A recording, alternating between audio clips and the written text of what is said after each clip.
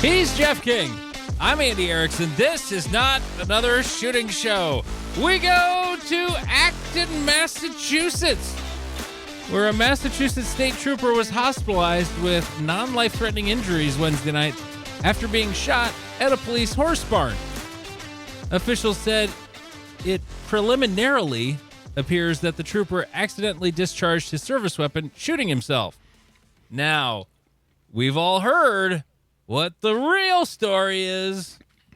Got to teach those horses about gun safety. Well, no, didn't you? This is apparently allegedly a SIG-incident.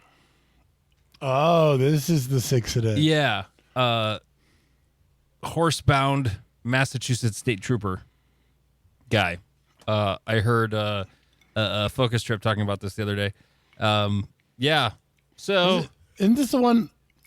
I thought I heard that like part of his holster, like even went into his leg. I don't know. yeah, that's the incident. All right.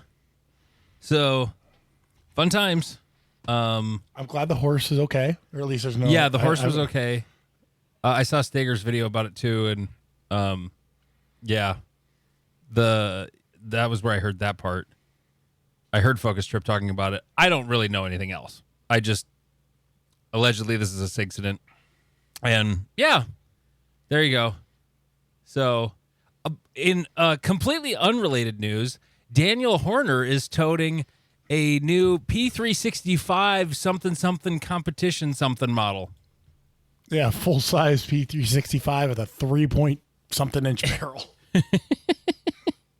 So eventually it'll be the P367, maybe. Oh, Jesus Christ! Yeah, there. See. I'm going to hit you so hard for Great Plains. No, I have things to do. Please don't.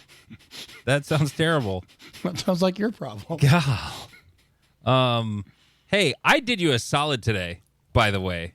Oh, did you now? I did. Because we had our build party match to get ready for Great Plains.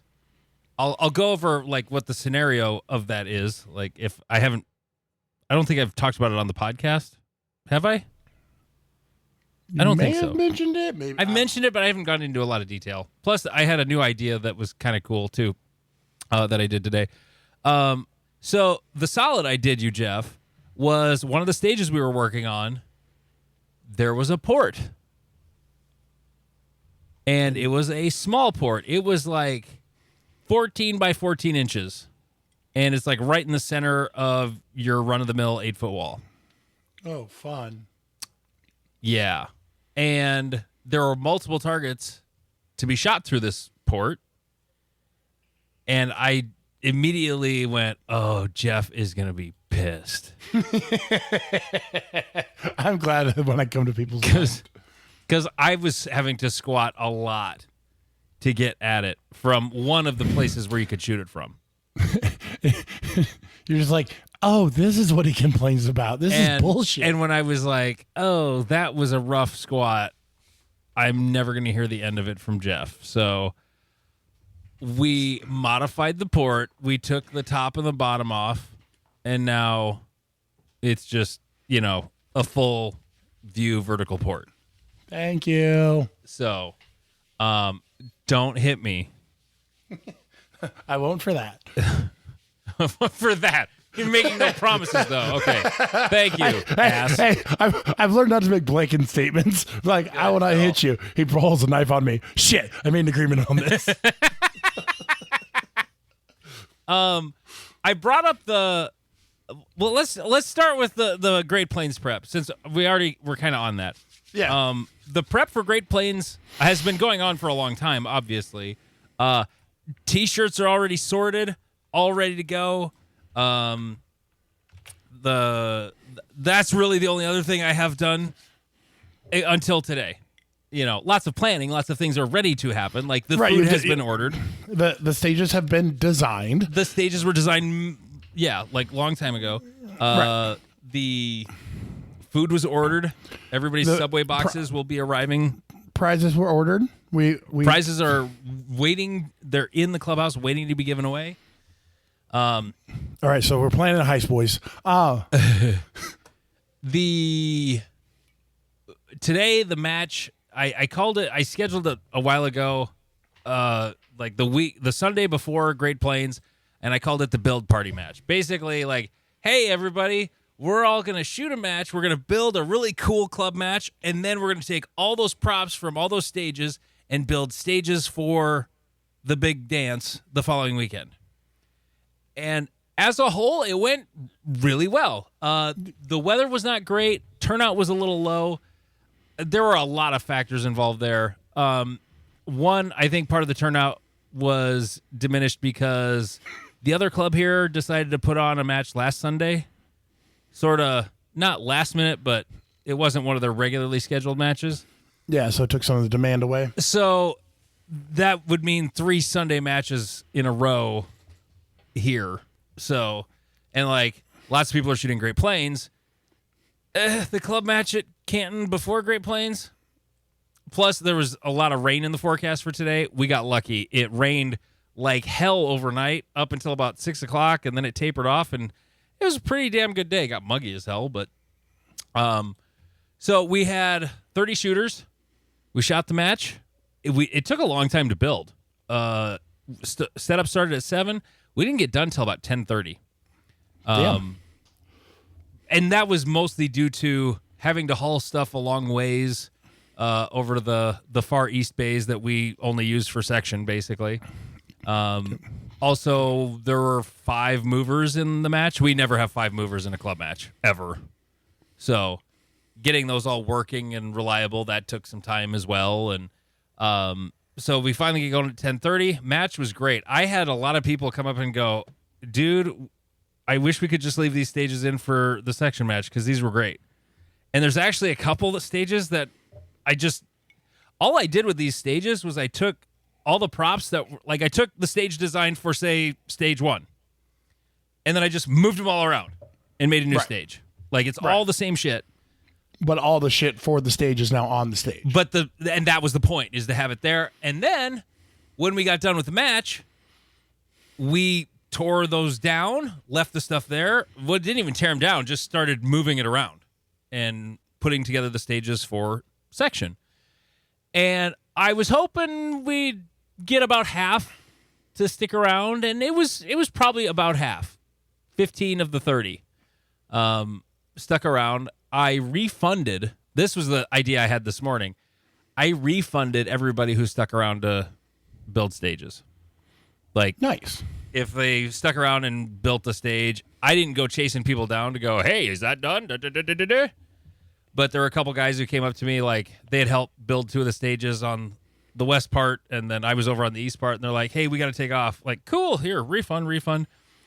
A few of them, it was $20, club match.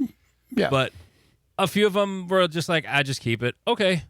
But everybody else, I just refunded it. And I announced that before the match started, like during the match briefing. I just said, hey, if you stick around, going to refund your match fee. So, in hindsight, I should have made the match fee $50 because the stages turned out really good. Really, really good. And that would have been even more incentive. So I might do that next year. Make the match more expensive, make it cool, but then make it worthwhile. Like, hey, you're going to get it all back if you stick around and help build stages. And then coordinate with Robert to not run a match the week before. And yeah, that'd be good too. I went and shot that match. Like, I didn't think anything of it. I never thought of that in like hindsight. Yeah, that might have had a thing to do with it.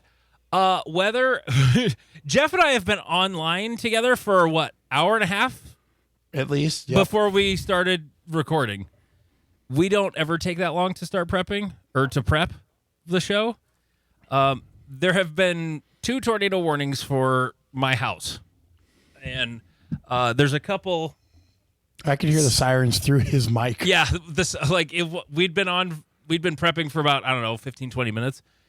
And then the sirens went off here, and it was like, oh, shit. And then here comes my wife and son downstairs. They're hanging out down here in the basement. And so while they were down here, Crystal wanted to watch the the coverage on TV, so we had to just kind of wait and wait and wait and wait. But anyway, unrelated to that, there's a lot of rain in the forecast this week. Or I should say related to that, a lot of rain in the forecast. There is a chance of rain every single day this week for this area. Now, Saturday and Sunday, not a chance of rain as of now. High in the mid 80s, looking like. So I'd originally seen some highs in the 90s, but it looks like it's going to be kind of, normal summer weather. That'll be cool if it's just kind of normal summer weather. Yeah, that would make me smile. So yeah, match prep is well underway. I wished I would have had my golf cart a week early. That would have been easy today. I had to go shoot a popper calibration. Newer shooter, edged a large popper, like edged it, and I knew that's what it was going to be because the poppers were, when we had already shot that stage, it was actually the classifier 2505. That's a fun classifier. Especially when I shoot it okay. I get over there and I'm like, I was walking over going, this is good. I know this is going to be like an edged popper because it's been falling all day. It fell for our whole squad just fine. Get over there, sure enough, just edged left calibration zone. And he's like, hey, somebody told me if you edge a large popper, call for a calibration. But if you do it on a mini, you should you're going to lose for sure. And I was like, yeah, no, you're kind of a douchebag if you ask for one on a mini, honestly. Yep. Would you ask for one on a mini? No, I don't know. I can't remember the last time I asked for calibration. Oh, man. I did it. Low Cap Nationals that we were at 5 years ago. If that was me now, then I would not have, because it was a mini that would have fallen. I just edged it, but yeah. So he lost his calibration. Oopsies. So first major of the year, Jeff, for you and I believe, isn't it? Yep. So it'll be my third match of the year. Third match of the year. Wow. Are you cramming?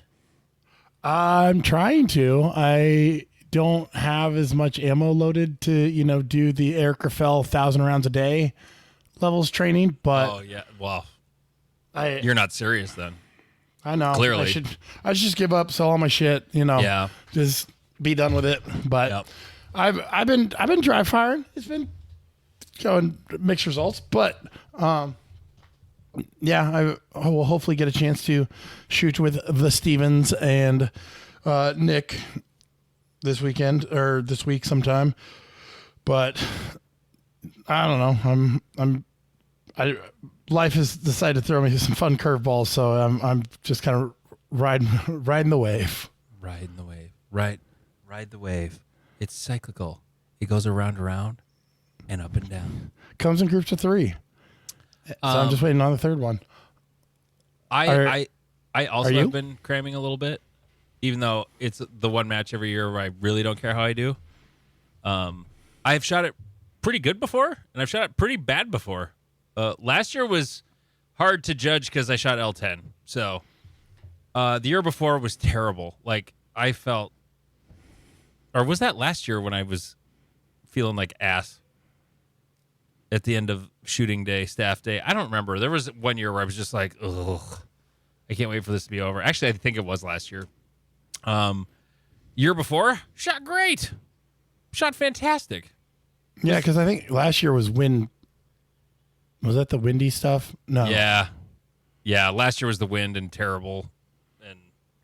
And no, we're not talking about Area 3. Great Plains got kind of hit with that on Friday, and then we had to fix a bunch of stuff on staff day right away in the morning, but it was pretty wild. No, I was cramming and was doing some dry fire here in my house on Friday night.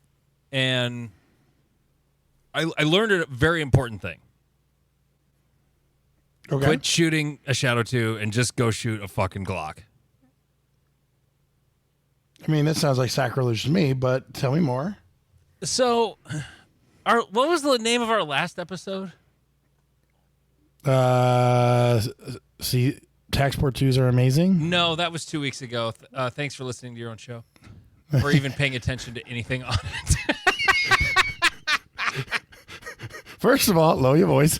Second of all, I mean, do you see the post when I put it up, like with the album art or whatever, the cover art? yes. Oh, yeah. But I scroll past it and forget about it because ADHD is awesome like Yeah. that. I forget. Well, I'm on a streak where the Patreon episode is like crazy ass YouTube clickbait generator titles. So it was shocking, the dangers of switching competition guns. Guess what I'm doing a week before section? I'm switching my competition gun. But I'm leaving that Czech whore who, does that one thing I like, and I'm going back to the wife material is what I'm doing. Yeah. I'm going back to that gorgeous Austrian gal that is total bring home to the folks marriage material. And was it just a joy to shoot today? It really was. I shot my Gen 617. I did have one malfunction. I'm 99% sure that was ammo related because it wasn't the first. It was actually on the 4th round of the magazine that it just got stuck. So I think the dumb thing was I case gauged all the ammo that went in my boxes, but none of what I put in my mags. I took it straight from the can to the mags. So, smart things is what I do. And so I did have one malfunction that cost me a good 3 seconds or so, probably even more. But no, here's why I switched. I was dry firing with the Shadow 2. It was like that was going to be my gun this year. I was going to shoot the Shadow 2. Right. And in dry fire and live fire, the thing that has been driving me insane is I just can't get the gun to stop on the target. The go past it thing. Like, Yep. I see what's going on. I know what's going on, but it's just like, I can't make it fucking stop. Sounds like a you problem. It is, clearly. And I was dry firing, and I was just pissed off. And for shits and grins, I had no ulterior motive. I just wanted to dry fire the Gen 6 because I hadn't really dry fired it at all. And all of a sudden, Dot is landing exactly where I want in the middle of all the A zones on my dry fire targets. Like from the very first run of the little stage thingy I had set up. Like immediately. It was just like, yeah, this is how you do that. Yeah, sometimes it just fucking clicks for you. Like, and then I went back to the Shadow 2, and it was just more of the same bullshit. Like, I actually went back and forth, like, a few times. And I'm like, this is stupid.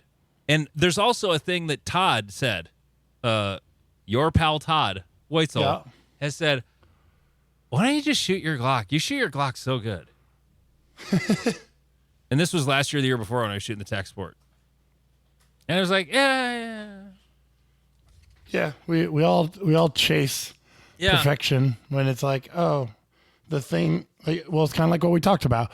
Is technically the Tac Sports are better than the Shadow 2 for me, but the Shadow 2 is the gun that I've put 60, 80,000 rounds through and 5 years of dry fire on. And I got good on Glocks. Right. So like going back to the Glock is not a hard switch for me. Like this is, it's going back to what you know. Exactly. And on top of that, but I did go to the thing I did not know when it came to the Dot. I put I kind of know it. It's not a big change. Put my 407 comp on finally. If you'd like a green or a red 407 comp as of this recording, they're in stock at notanothershootingshow.com/407comp, and it's a hell of a deal. Free shipping and the best deal you'll get anywhere. Was that a Patreon exclusive or is that not anymore? Because I got a bunch. They finally had a lot in, and I'm like, fuck it, we ball. And I ordered a bunch. So, I mean, they're going, but I had enough where it's like, I don't have enough Patreons to make this exclusive anymore. So, no, now it's just free. I'm just advertising it completely. God damn, I love that 407 comp. Right? They're quite nice. Today was the first time I had it outside. I just mounted it on Friday night. That's another funny story maybe we'll get to in the Patreon. I had to drive across town for a plate. It's the same as the 507 comp. It's just the one dot that I like. The dot I like. Is just one big solid dot. Right. People keep saying it's just the same thing. It's not. Like, it is the proper size of a dot, not a circle with another circle inside of it. Right. Like, or a tiny, tiny single dot. Like, it is a big old dot that you put on a target and you're like, yes, this is correct. This is what it was supposed to be the whole time. Damn you, Hollow Sun, for making us buy the 507. Yeah. I bought the fancy version first that I never wanted because it was still cheaper than the SRO. And the 507 is still a good optic. I just don't like the small dots. If you like the small dot, you have to get the 507. If you like the bigger dot, I like big dots, and I cannot lie.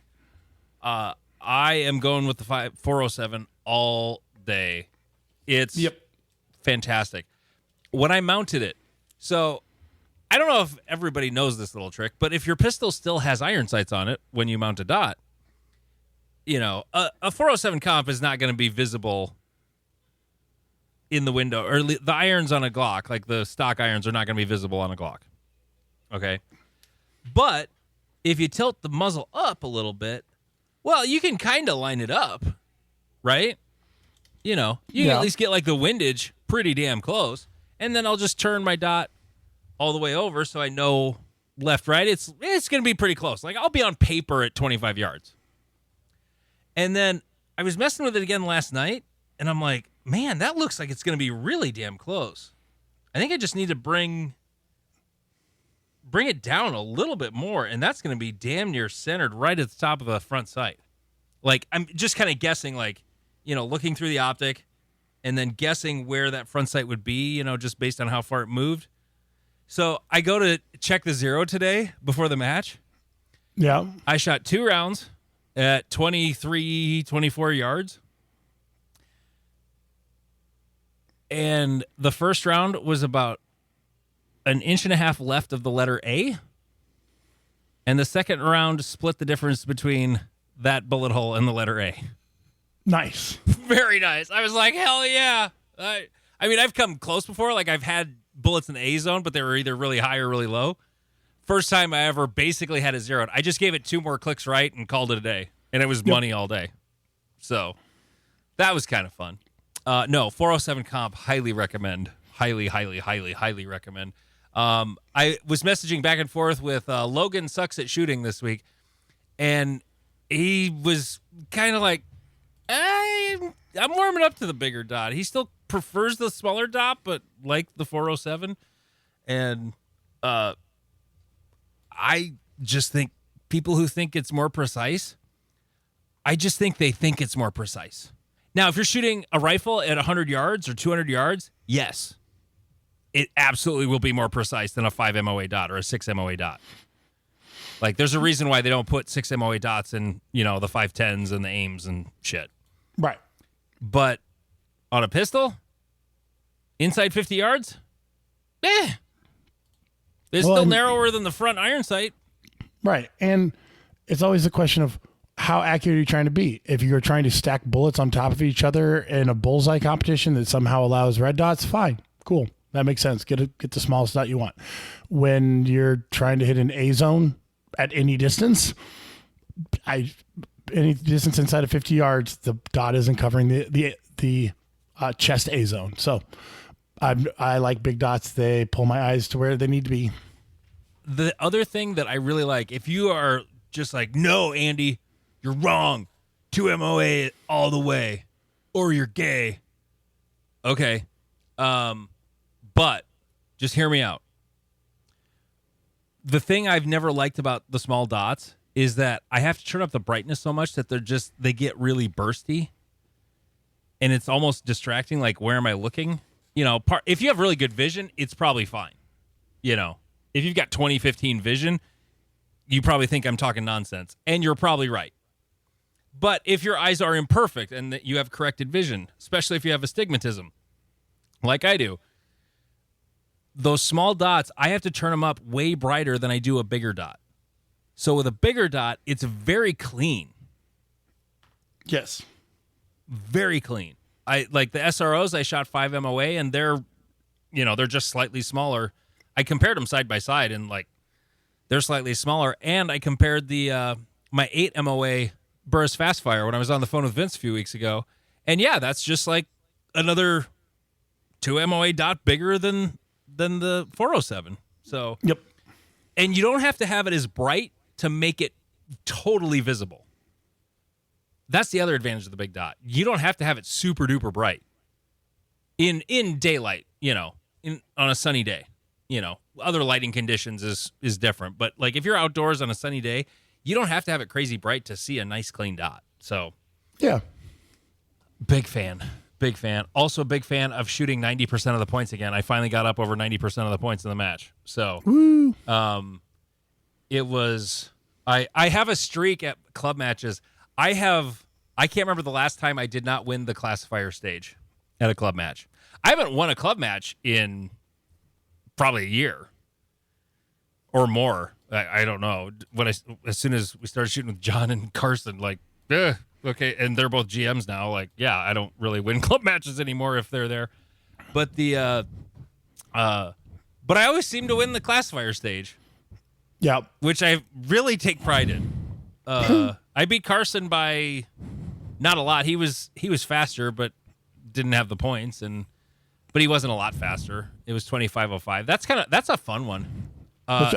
What's is 25:05? Okay, 25:05 is one of the new ones, obviously.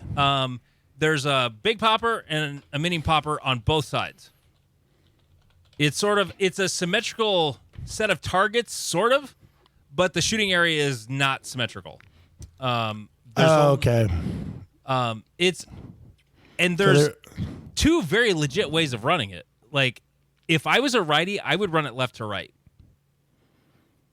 I'm lefty, so I ran it right to left. I've only ever seen it run right to left. To explain to anyone who hasn't pulled it up, this is one. There's two targets on the right of it. There's the small popper and a big popper at the back of the bay. Then there's two partials that are kind of medium well, in there'll the be bay. like it's just a no shoot on the inside, but you still have full A zone. It's Right, not but an intimidating no shoot. Right, but at all. they're also blocked by a wall, and then you have to go to the front left of the kind of like Z shooting area. Yeah. And there's one target on the left, the two poppers, the one target with a no shoot behind the wall, and then another target kind of close on the inside. So to give those that are just listening but can't think of what 25:05 is off the top of their head. Yeah. If you Google classifier 25:05, it'll pull it right up. No, it was fun because the poppers they're out there a little ways, but it's not crazy long. What is it, about 10, 15-ish yards? I can't tell. I can't read the math of this diagram. Yeah, the whole thing is 51 feet long. So the poppers they're a little over 15 yards away. But the paper, I started on the right. I shot the no shoot, partial, popper, and then I started moving, and then shot the two paper. I got lucky on the last one. I got Alpha Charlie, and the Charlie was like up in the head box. It wasn't a pretty run, but hey, it was effective. And then haul ass over. I had the gun going right away as soon as my first foot hit the shooting area on T1, and then popper, no shoot in the last one, and yeah, went pretty good. It was like almost 88%, like 87.95% classifier. Nice. So another like upper 80s low master. Like, that's what I am. I'm a low master. You'll get there one day. Yeah. I just keep shooting the same scores over and over. One great But Plains. I'm consistent. Yeah. One Great Plains thing that I forgot to ask. We are meeting people. Oh, yeah. So are we doing interviews on at the range, or are we just meeting people after? I'm not going to promise it. I'm going to bring the gear, or I'll forget to bring the gear, and Jeff will run to my house and get the gear like he did last year. And misgender your child again? And call my son my daughter. He has such long flowing hair. He's got gorgeous long blonde hair, and he didn't talk. So Jeff didn't hear him go, ugh. And had he talked, then he probably would have caught on. But it's not. You weren't the first person to do that. Yeah, he opened the door. Your wife was like, "Oh, that's what he needs." I was like, "Cool, boom." And then when Andy was like, "Oh," I was like, "Oh, your daughter opened the door," and then your wife told me. Da, da, da. He's like, "Okay, cool." And then he went. And he's like, he asked his daughter, "Oh, you saw Jeff today?" And she was like, "I don't know what you're talking about." Yeah, like I do have a daughter, but she's 17 and has brown hair, not blonde hair, and yeah. But anyway, yes, we're gonna have a meetup. We've always met up at a different place. This year, we're gonna meet up at the Sioux Valley Grill in Canton. It's just like basically a mile and a half from the range. It's on the high, like when you drive through town to go to the range, it's right downtown, right across from the courthouse. So, we're gonna meet up there. Great place, great food. They got booze.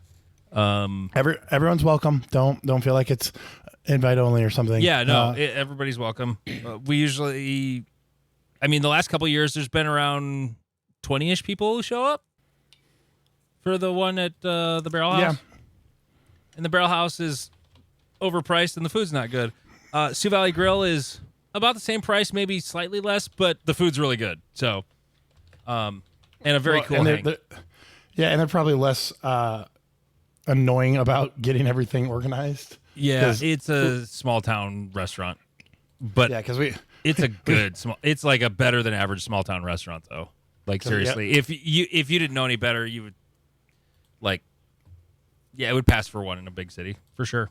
Yeah, because we went to Barrel House one year and we were like, oh, we think we're gonna have like 16 people, and it was busy that night. So they were like, we're like, can we take these 2 tables? And I'm like, sure, but there's only 6 or 8 of us, and they're like, I guess. And we're like, hey guys, we need you to show up. Like we don't want them to be mad at us. Show up because we already got things. Patreon.com/Not Another Shooting Show. It's only $3.57 a month, and you'll get all of the rest of the second episode, not just the first 10, 15 minutes.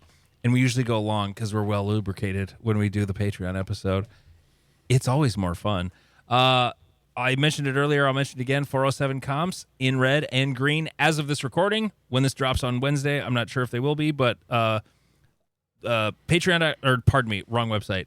Go to notanothershootingshow.com/407comp. If you want one of those, we have a YouTube channel. Go look for us there. Not Another Shooting Show on YouTube. The podcast gets posted there every single week as well. NASS on Reddit, the Not Another Shooting Show Reddit page. It's pretty active. We got over 500 regular visitors. I saw we got a little badge or whatever. MW nice. Activewear, the finest jerseys for your match. The logos you'll see on the banners if you're coming to the match. That's the same as the shirts. I just get them from Michelle, and I use them for all the artwork for everything for the match. It's really handy. Cornhusker Classic, that's coming up in 4 weeks. June 27th and 28th. Sunday sold out. Waitlist. Rushmore State Championship, July 11th and 12th. Out in Rapid City at the cool new range. Cops match near Des Moines, July 26th. Illinois section, August 15th and 16th in Havana, Illinois. And then Minnesota section, August 29th and 30th at Forest Lake. Bazinga. So you're not quitting locals, Jeff? No. My buddy Owen was doing some work at my gym this weekend, and he was like, "So why aren't you shooting locals anymore?" And I was like, "What are you talking about?" And he's like, "That's what you talked about on the podcast. You're not shooting them anymore." I was like, "No. I want to shoot them." What the conversation is that I haven't been able to shoot locals very much this year due to traveling and other things, and so I'm going into the major the main major match season. I'll be shooting 3 majors in 6 weeks, and I will have shot 2 locals in 1 weekend before that, and that is it. And I'm sure you'll do great. Right. And the question was, will my veterancy in the sport allow me to do okay compared to the top end boys that shall be there. So we shall see. I tend to perform much higher than I deserve. If I'm completely honest, area 3 last year, I think some of the Michigan boys were talking, and one of them mentioned like wanting to beat me, and he didn't end up beating me by like 1% or 2% or something like that. And I was like, yeah, dude, I don't know. The match came together for me, and I don't have an explanation why. So, but no, I'm not quitting locals. Luckily, so this coming week will be Great Plains. Then we're doing the Omaha local. We moved it because all the Omaha people are going to be in Sioux Falls. You won't have anyone to run a match because they're all shooting Great Plains. Yep. And then I guess I don't have a match that next weekend, but I'm going to Croatia the following weekend, and then it's Cornhusker, and then we have a break, and then it is Rushmore. So I will get a local in there. Cool. So I get 2 locals between 3 majors. You're gonna have a local 4th of July weekend? I'm gonna try at your club. Like they don't move it. I don't know. If the 4th falls on the weekend. We shall see. The 4th is on Saturday. Wait. I don't go to those meetings anymore because I work at night, and so everyone else works during the day, so they can make that meeting. But hopefully, we'll see. We shall see. Yeah, I guess you'll find out if there's. Well, I was just pulling up ENPS on practice score. I may or may not be doing the same thing. Yeah. Ooh, it's a race now. God, not Eastern Iowa practical shooters. Oh, I do want Eastern Nebraska Gun Club. I was on the right one. Okay. July. Yep, July 5th. You have it. Registration opens in 6 days. Hell yeah, brothers. Let's fucking go. Not getting drunk on the 4th. No, I never do, because the 4th is my least favorite holiday. Though at least the way it's celebrated. I'm not a huge firework person, but okay. So I won't be that drunk. I'll be sober. I could run the match. We'll see. Fireworks are. They don't turn my crank like they did when I was a kid, but it's still fun to set off the mortars. I have a severe I've had enough fireworks go bad on me that I'm just like, I don't want to lose any fingers. I'm not getting involved. I'm not willing to risk anymore. Yes, I've had artillery shells shoot at me before, and I'm just like, no, I'm good. I'm done. I don't need to play this game anymore. I'm kind of the same way with cutlery. Cutlery? That's fair. Yes. Yeah, cutlery. Did you try to catch a drop knife? Well, I'm not that bad. Like, I do carry a pocket knife, but that's closed. Like, folding knives, cool. Fixed blade knives, while very useful and very handy, I was at a friend's in college, and it still to this day freaks me out. I just grabbed a knife that I dropped, because all my steak knives in college, and still to this day, are mostly butter knives. They're sharp butter knives. And this thing was so freaking sharp, it cut the shit out of 3 of my fingers, just catching it, and I didn't even catch the blade hard, And so ever since that, it's just knives are just icky. Even I carry one, but I would so rather get shot than stabbed. I feel like we talked about this, or it's at least come up recently. Even if you defend yourself with a knife, it never looks good. You never look like the good guy shanking the fuck out of somebody. No, you don't. And optics are half the battle. And if you're I was in fear for my life, so I just start stabbings. Yeah, I don't want to get in a knife fight because I don't know what I'm doing. Oh no, taking Lane's class taught me very quickly that, hey, if someone's got a gun, there's a high likelihood they've drawn it, and it's their talisman against evil. They're like, hey, I do not wish for this thing to continue. And as long as you're cool, bro, we're good. Knives come out of nowhere and just start the shankins. Mm-hmm. Those videos are the worst. I hate it. Just blood everywhere. Yeah, just gnarly. Oh, I watched when you said blood everywhere, I watched Ken Burns' The Vietnam War. I'd watched it before, and it was on the episode where they were talking about that famous photograph of some Vietnamese colonel or whatever. Oh yeah, shooting and there's that photograph right as he's shooting the NBA guy. Yep. And there's also a video of that as well, and they showed it in all its raw form. Like he walks over there, pops him, hits the ground, and like, it's not like the movies. Like there's blood spurting out of his head, like after he's laying there still on the ground. Like it's disgusting. You know? It's awful. Right. And did they go over the context of that photo? Oh yeah. Like they talked about the whole thing because it is one of the first. Well, that's not a good way. Its effect was the opposite of what it should have been, because like the American public saw that picture and like, holy shit, like this is more brutal than we thought. And what it actually was is that guy was captured killing that guy's family, and he was like, fuck this dude, and just executed him. And you're like, fair. Like that's fair.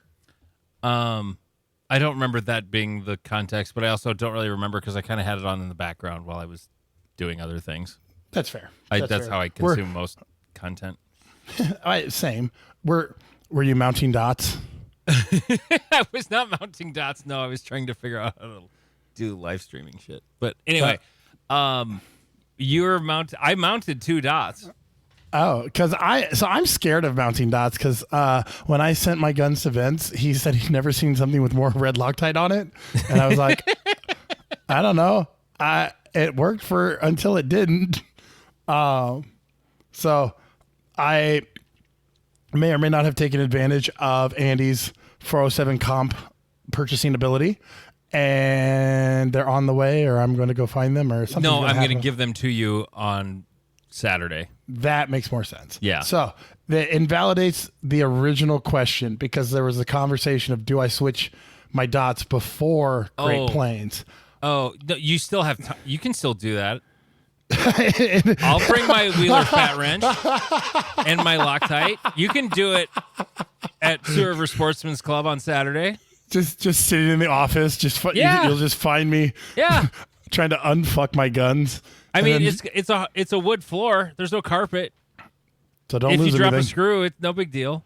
Yeah, but I don't know, because right now my 2 match guns have SROs on them. They work fine, and every time I use an SRO, I remember why I like the SRO, because there's a little bit of it is the smaller dot doesn't take up as much of my visual space, and so Are your SROs 2.5?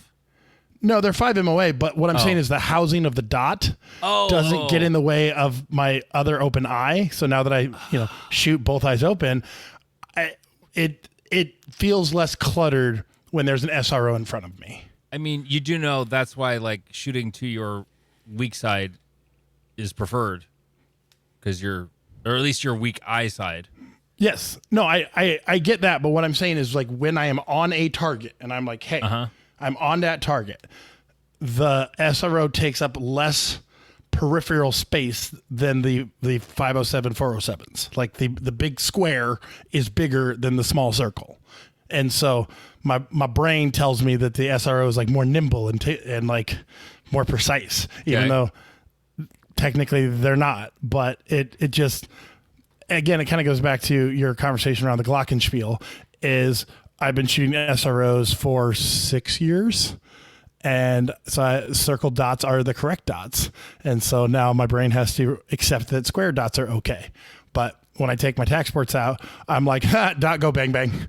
And so I think it's a mental hurdle that is not a technical problem. It is a mental problem. Yeah. I got over it pretty quick. I do like the sleekness of the SRO, and it is a big window. It's not as big of a window, but I don't care about the window is just about ease of acquiring the dot. Right. It's not about what you're shooting at, because I put covers on mine. Like my brand new 407 comp has 0 rounds fired without a cover on it. I immediately just put a new one on, and boom, target focus trainer. Yes, the way to go. Yeah. When are they just going to start selling dots without glass?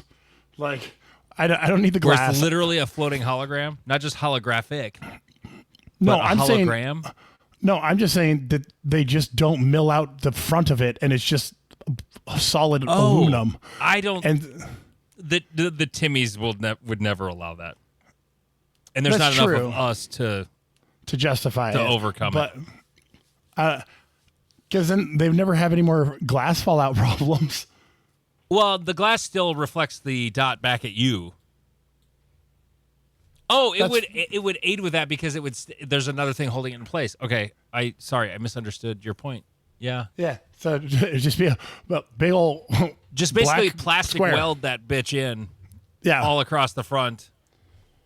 and just block the whole thing, like, or well, what I'm saying is, like, there's no glass involved. It's just an aluminum front that the red is being broadcast on somehow. But no, I don't know. It just, I still can't, like, I'm so gun shy around putting the dot trainer on that I have them for all of them. Vince has been wonderful about getting those to me, and they're sitting in their cases next to the guns. Like, oh, I could put these on or not. So I don't know. The cases for mine are in the garbage because they're on guns. Well, actually, one is not because it doesn't fit in my Safariland light bearing holster, and that gun has a light on it. So I did take that one off, but not because I wanted to. But the thing, shooting occluded for the last 3 years or however long I've been doing it, I am so well trained at target focus shooting. I really don't feel like I need it anymore. Well, that I've also found that as well is that I've tried to go, like, I'm not 100% sure that I'm complete target focus. Until I started doing that, I thought I was fine. I thought I was target focused shooting. And then I found out I was not. Because shooting got easier when I covered the dot. And I know it doesn't work for everybody because some people are going to shoot like 7 to 10 inches left or right of where they're aiming with a covered dot. We never interviewed that guy. I know. Every time I re-bring that up. Oh, yeah, we were supposed, and then his dad passed away, and it was like, oh, and then I forgot about it. ADHD is fun. Yes. Anyone who contacts us, remember, we both have severe ADHD. Yeah. And it's not that we don't remember, it's that we don't remember. It's not about you, it's about us. Some of my best friends, I love it when they call me because I remember they're there. Correct. There are moments like, oh, I do have a sister. That's right. Yeah. And then my friends who are just like me, they're the ones I hear from the least. Yes. And then all of a sudden, I'll have a reason to get a hold of them, and they're like, I'm like, oh, that's right. This guy was like one of my best friends ever. Right. I forgot about that. Yeah. You're like, oh, man. the meme that goes around that's like, oh, man, like, when's the last time you talked to that guy? Like, oh, like 10 years ago. Oh, so you guys weren't close. I would kill for that man. Yeah. Like, I would godparent to his children. Yeah, 100%. I was in his wedding. Yeah. I haven't talked to him in 10 years, but I'd help him bury a body. Yeah. Right. What did you guys talk about? Nothing. Oh, how's this? Well, how he got married? How's his wife? I don't remember her name. Okay, now that's one, like, I'm thinking of one particular friend, actually a couple, 2 in particular, one of which was in my wedding, and I was not in his wedding because they basically didn't have bridal parties or wedding parties. Right. And then the other one, we were both in each other's wedding party, and he actually was just back from Italy. He works on jets, like fighter jets, and worked on the F-117 for like the last 20-some years in a place in the desert that he cannot confirm nor deny, but he can tell me he worked on mothballed 117s, which is basically a fucking lie. I figured out on my own. That's my guess. He didn't tell me that. But he has a security clearance. He may or may not get on a plane that leaves from the airport in Vegas and flies into the desert somewhere, you know. Nice. He used to. He doesn't work for them anymore. Now he's working for a different company Stargate. in a beautiful place in Italy. like northern Italy, near the coast, working on, I think, F-16s, because that's what he worked on in the Air Guard in Sioux Falls. And yeah, anyway, but he's one of those friends who, like, yes, I'll go get you the shovel, bud, for sure. Okay, I'm gonna need to know why, but like, I'll bring a shovel. Right. So, and I actually just had lunch with him last week. He was back in town. He came from Italy for a dentist appointment. Yeah. So are there aliens? Anyways. Yeah. Speaking of ADHD. Boom. right. Well, and speaking of friends, one of the things, like I mentioned, I think I mentioned earlier, is Owen was at my gym helping me. He was building me shelves because Owen is a framer and he's very good at working with wood. And he was building me some shelves. Wife. Giggity. Oh, that's another funny one. I didn't know how many kids he had because I can barely remember how many kids Andy has. I would guess he has like 7. I believe he has 2. Oh, just 2? Right. I thought he had 3 for some reason. Wasn't he homeschooled? Yes. Homeschooled kids usually have lots of kids? Well, he has many siblings. He doesn't have as many kids. Oh, okay. Right. Once you leave the homeschooling, things can change. Okay, gotcha. You can learn about contraception. Okay.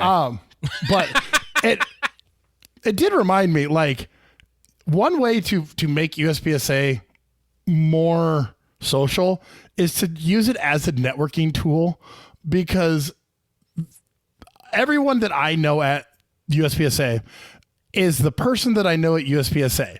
I know them as, oh, you're the guy that shoots a Glock, or you're the guy that shoots open. And I know nothing more past that. And you always wear a certain brand of shirt. Right. Or yeah, you're the guy that wears baseball cleats, or, oh, you always wear your hat backwards, or some stupid shit like that. I never know anything about these people. But like our other buddy, Andy, he's a car salesman. I didn't know this until I was buying my truck from another car salesman, and he was like, oh, bro, you're buying a car. Hell yeah. And because you don't recognize people when they're not in range attire, my sister, who was helping me buy a car, was like, who is that? And I was like, I don't know. I did not know until I brought my truck to the range, and he goes, dude, how you liking your truck? Like, blah, blah, blah. I was like, it was you. Got it. And I was like, bro, if you would have told me that you were a car salesman, I would have gone to you. Like, you gotta like put your like card up somewhere. So try to start using your USPSA matches as a networking opportunity, just like a normal time of like, oh, hey, what do you do? Are you married? Do you have children? Yeah. Now, I'm not going to do this because I don't have the social skills for it, but other people should 100% do this, so that when I asked one of my friends, like, man, I need this. I'm like, oh, well, Jim does that. And I'm like, he does? Oh, well, I will get in contact with Jim to do something. So start networking in USPSA, because we are a fun group of people who have lots of diverse skills. We have 2 pilots at our range. Oh, really? Who's the other one? His name's Bill Jacobs. He's mainly a steel challenge shooter, but he also ROs the Cornhusker Classic. I've met him. I'm pretty sure. I think did I work with him one year?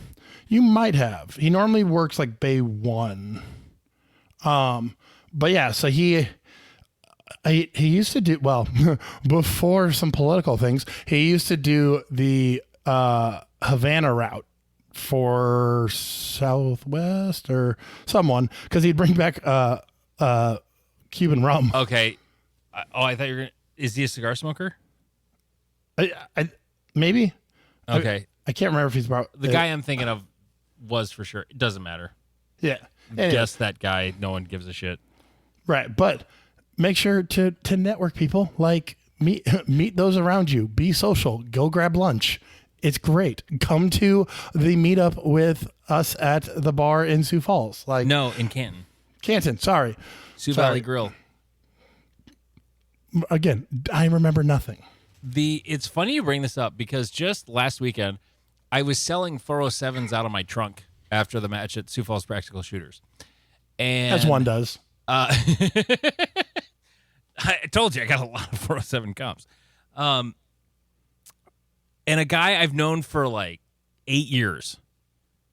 I met him. He took a pistol permit class from me 8 years ago, and he knew me from when I was on the radio in Sioux Falls, and And so he's like, so why are you selling these? I said, because of like, I have a sales tax license, so I can get, accounts with distributors. And I was able to get a hold of these and was selling them to patrons of our podcast. And he's like, you do a podcast?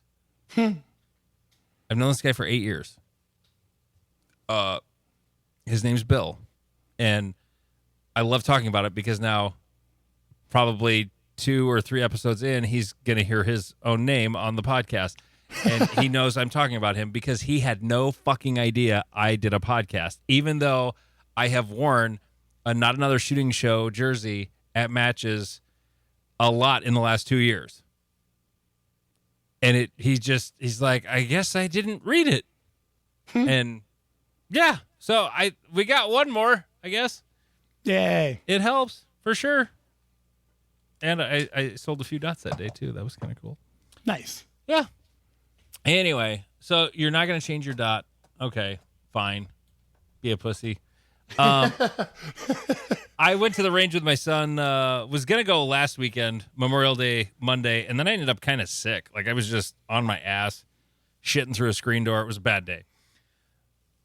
So on Tuesday, we went to the range to just have some fun. I wasn't going to shoot, I wasn't going to practice like USPSA stuff. We were just going to the range day, fun day. But the one thing I was doing sort of show related, not USPSA related, but show related was Bull Randleman Wright. Brought the M1 and the bayonet. Okay. And I need more data. It piqued my interest because I can say this. I don't think Bull Randleman was wrong. I'm not sure how right he was. Because all I did was shoot off a bench. I didn't shoot standing or in any kind of practical way. Yep. And if you were going to shoot an M1 in a practical shooting match, I could see the bayonet causing problems for you. Having this weird wiggly thing out on the end of the rifle, pretty easy to see how that could be distracting or a problem. Right. But shooting it on a bench, I did not expect what happened. Now, this could be 100% me and a fluke, but I feel like I'm a good enough shooter. Granted, my eyes are not as good as when I used to shoot iron sight rifles a lot. I shot, about a 8-inch group with, S&B M1 ammo, at 100 yards. Okay. And then I put the bayonet on, and the rifle was already zeroed, so I wasn't zeroing. It was just, they were roughly, all 3 bullets were about within 8 inches of each other. Okay. And then I shot 3 more, and they were all about within 8 inches of each other, but about 6 inches above that. Interesting. Now, that is not what I expected. If anything, I expected it to be lower. Right. That would be my assumption as well. The rest was not good. It wasn't out of a sled or off bags. It was literally a rifle case folded over. So it was wildly inconsistent. It's something I want to play with, though, and just figure out. Because, first off, shooting an M1 is just fun as shit. So my son, one of the clips was bad. The rifle, we couldn't load the rifle with this clip. I'd struggled to put rounds in it, and I got it filled eventually. And then when I tried to put it in the rifle, it would not go. I could not shove it in to the magazine. So I'm just like, okay, I guess this is a bad clip. And so he was messing with the clip, and he would just randomly throw it around on the concrete in the rain shelter. Ting, ting, ting, because it just has that distinct sound. And then the little shit put it in the pocket of my door of my truck. And so if I accelerate quickly or stop quickly, it goes ding. So funny. But anyway, so did that. I shot my SBR suppressed for the first time. Okay. That should be its own division or rifle match. Suppressed SBR. Holy shit, was that cool. It was so fun. Now, did you get cancer? Or wait, is yours a flow through? Mine's a flow through. Oh yeah, so you don't get cancer as much. I do not detect gas in my mouth at all. It's so wonderful because my old can was a traditional baffle can, and shooting an AR with those, especially as a lefty with your mouth right behind the ejection port, all you taste is carbon and unburnt H335 or whatever powder you're using, or CFE rifle or CFE 223. That's what I use the most, I guess. Either that or BLC2 is kind of my go-to AR powders anymore.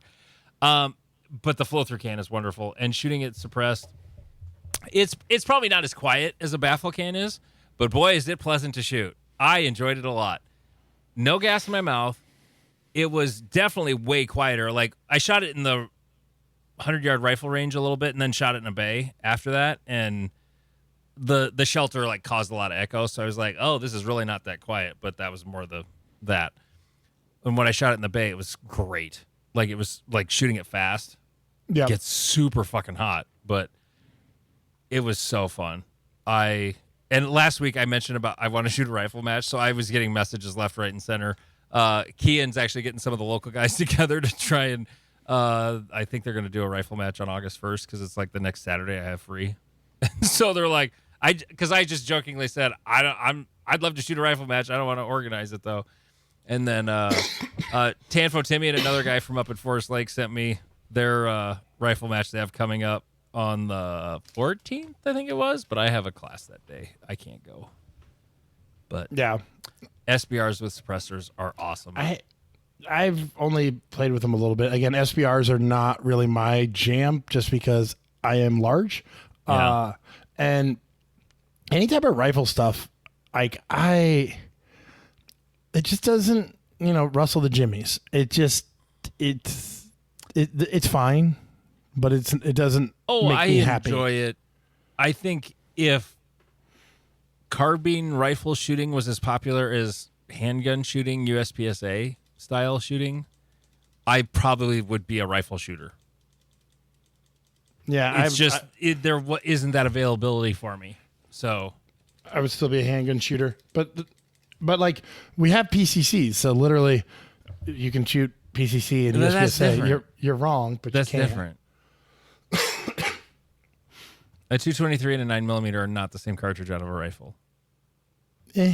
Again, to me, rifle shooting is rifle shooting. I've shot $10,000 rifles with $20,000 scopes, and I've shot high point carbines. Like, to me, it's rifle shooting is rifle shooting.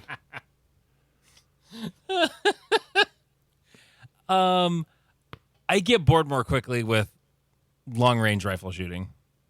Oh, it's really, like we've talked about it before. It is really boring because like getting dialed in, it's a process, and you're like, okay, I'm doing this, and then you get dialed in, and you're like, bang, bang, bang, bang, bang, bang. You're like, okay, this is fine. Now what?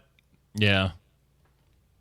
Did you shoot a 1903? I did shoot a 1903. That's the other thing I have on the list. This was in my dad's gun safe, and it was the rifle my son wanted. He claimed it after he passed away, and it's a sporterized 1903 Springfield. The serial number, I think my son said it. He looked it up, and it dates back to like 1908. Nice. It's a really old receiver. I don't know what all was changed on it. I'm pretty sure most of the rest of it. Well, the stock certainly is not original because it's like a deer hunting scope or stock.